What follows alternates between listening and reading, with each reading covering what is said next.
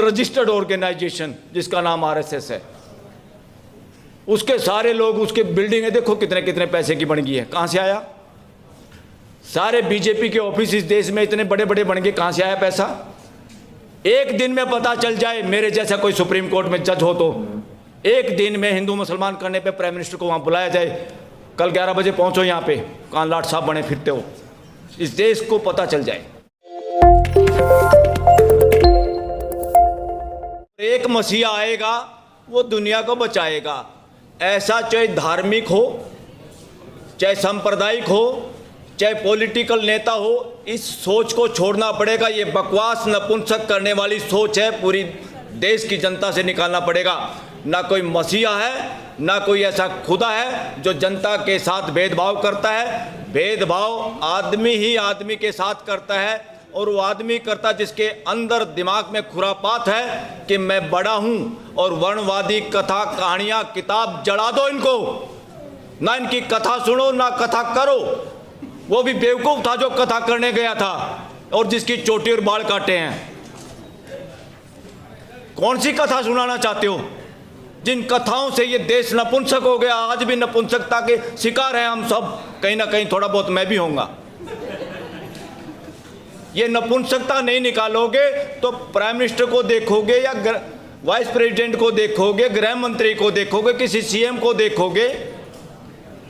देश में petrol pump पे कब्जा कर लिया, एक आदमी का फोटो है, भाई कौन है ये भारत का प्रधानमंत्री है। क्या होता है ये भारत का प्रधानमंत्री? कॉन्स्टिट्यूशन के तहत एक जिम्मेदारी की एक नौकरी है, एक पोस्ट है खाली, वरना 140 करोड़ लोगों को हम प्रधानमंत्री कहना शुरू कर देते हैं। पोस्ट एक है, उस पोस्ट पे कुछ आदमी बहुत बार चोर उचक्के लफंगे चरित्रहीन भी चले जाते हैं, तो उसका ये मतलब नहीं है वो महान है। कोई भी पद महान है और पद की गरिमा रखना ही मानता है। साथियों, इस देश में उपराष्ट्रपति पद इस्तीफा देता है, दिन में ठाके लगाता है, शाम को स्वास्थ्य खराब हो जाता है। उसको बनाने के लिए एक प्रक्रिया है, किसी नौकरी के लिए एक प्रक्रिया है, उसमें कोई नौकरी लग गया और वो नौकरी ज्वाइन करने के बाद वो पोस्ट इस देश की है, किसी के बाप की नहीं है।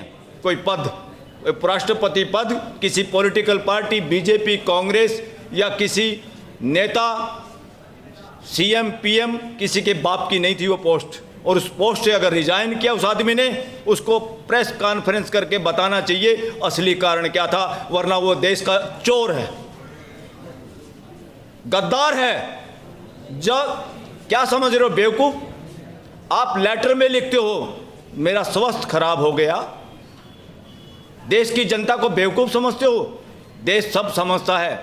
140 करोड़ लोग समाचार भी ना पढ़े, घर में माँ का मूड कैसा है, बाप का मूड कैसा है, भाई की शक्ल कैसी है, अनुभव करते ही पता लगा लेते हैं माहौल क्या है, वजह क्या है। पूरा देश उनके इस्तीफे में लिखी हुई बात पे शक करता है और वो झूठ है, और उसी झूठ पे ट्वीट करता है प्रधानमंत्री नरेंद्र मोदी कि उनको बहुत अपॉर्चुनिटी मिली सेवा करने की और उनके स्वास्थ्य के लिए शुभकामनाएं। अरे अपॉर्चुनिटी तो आपको भी मिल रही है, आप भी इस्तीफा दे दो। ये देश थक चुका है तुम्हारी शक्ल देख के भी और तुम्हारी बातें और तुम्हारा कर्म देख के भी। और आप जुगाड़ बना रहे हो, देश का मूर्ख बना रहे हो।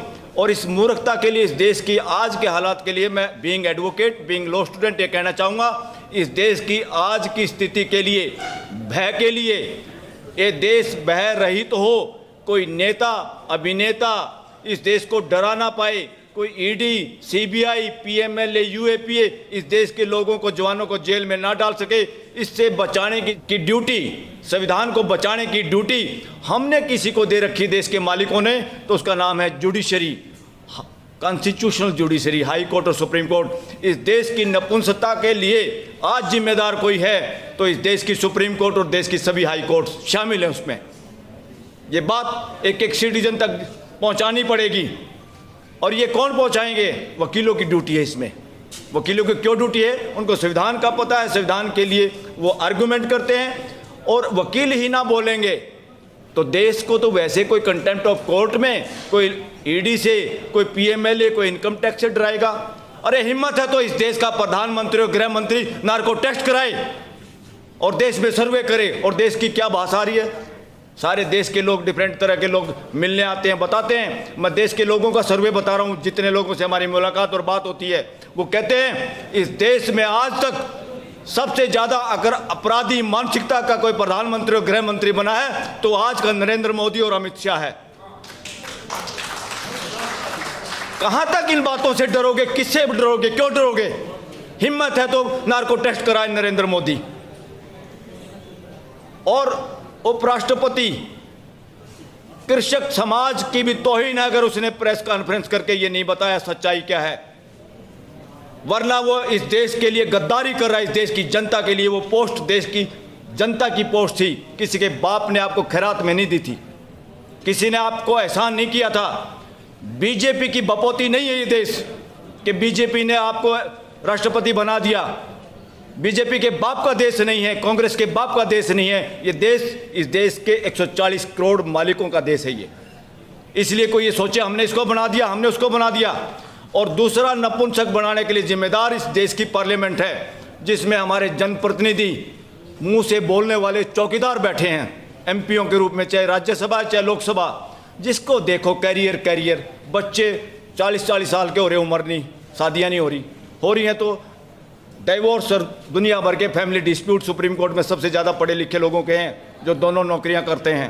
लोग सोचते थे टोटे में डाइवोर्स होता है, मैं कहता हूँ टोटे में नहीं, बेवकूफ़ी में होता है, मानसिक गुलामी में होता है। डिग्रियां दुनिया भर की, जीने का ढंग पता नहीं। और पार्लियामेंटेरियन, पहले जुडिशरी जिम्मेदार है देश को नपुंसक बनाने में, दूसरे नंबर पे पार्लियामेंट में बैठे हुए पार्लियामेंटेरियन जिम्मेवार हैं सारे अक्रॉस दी पार्टी।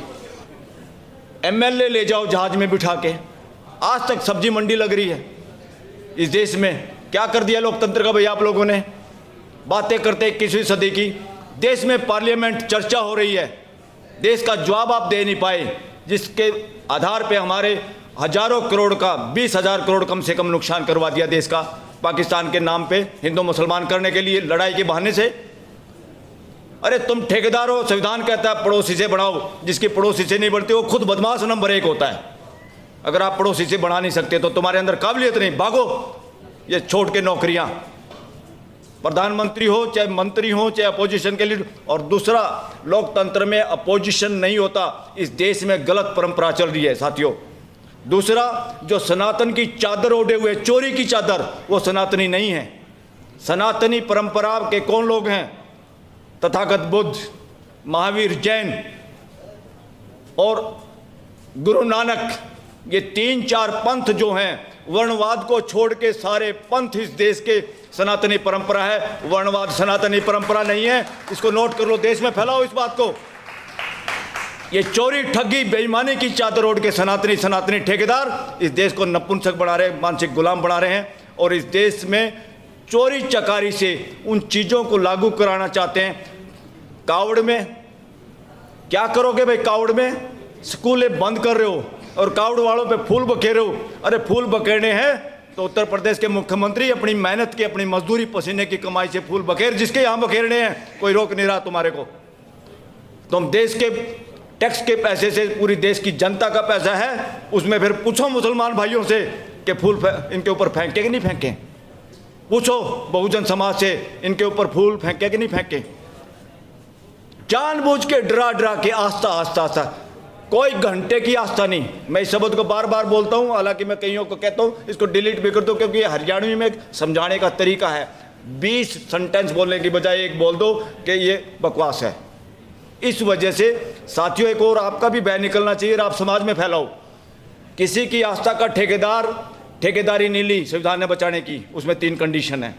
अगर आपकी आस्था पब्लिक हेल्थ को खराब करती है तो उसकी ऐसी की तैसी करना की ड्यूटी इस देश के 140 करोड़ लोगों की है। पब्लिक हेल्थ कैसे खराब होती है? ये नहीं कि आपको बुखार हो जाएगा किसी बाबा को देख के, वो बाबा कथा जो सुनाएगा उससे मानसिक गुलामी भरेगा। वो प्रेजेंट की बात से डरता है, वो प्रश्न पूछने से डरता है, उसको पता किसी बात का नहीं। इसलिए कथा कहने वाले काफ़ी लोग गुमराह कर रहे हैं देश को। इनके ऊपर FIR दर्ज कराने के लिए तैयार हो जाओ, इनकी FIR दर्ज कराओ। भागेंगे लंगोटा लेके, अपने गमछे उठा के भागेंगे।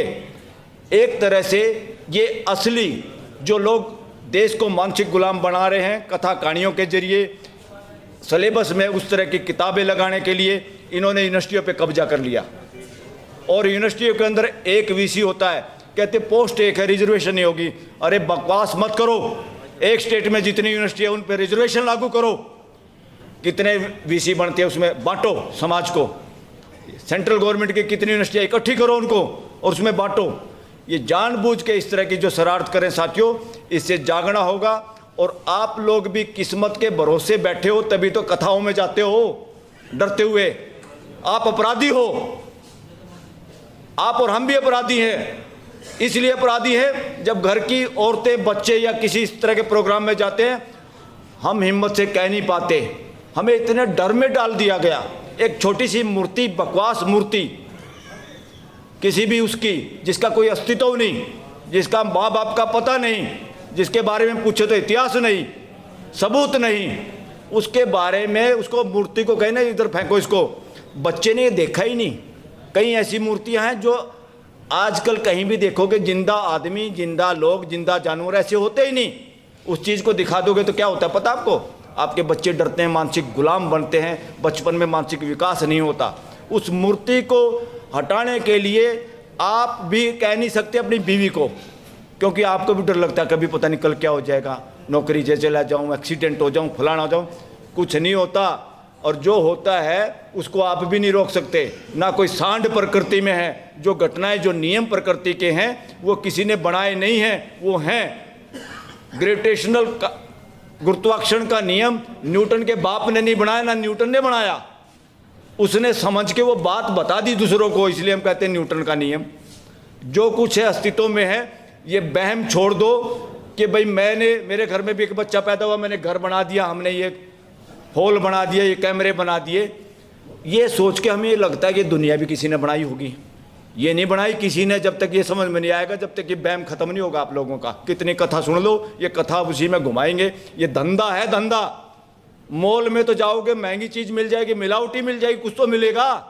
यहाँ तो जेब भी कटवाओगे, मानसिक गुलाम बन के आओगे। ऐसी गुलामी ना रंग भेद नीति में है थी विदेशों में, ना दास प्रथा में थी। इस देश का बेड़ा गर्क करने वाली वर्णवादी मानसिकता, वर्णवादी व्यवस्था, अव्यवस्था, व्यवस्था नहीं है ये। इसने विदेशी आक्रांताओं के साथ भी मिलकर इस देश के साथ षड्यंत्र किया।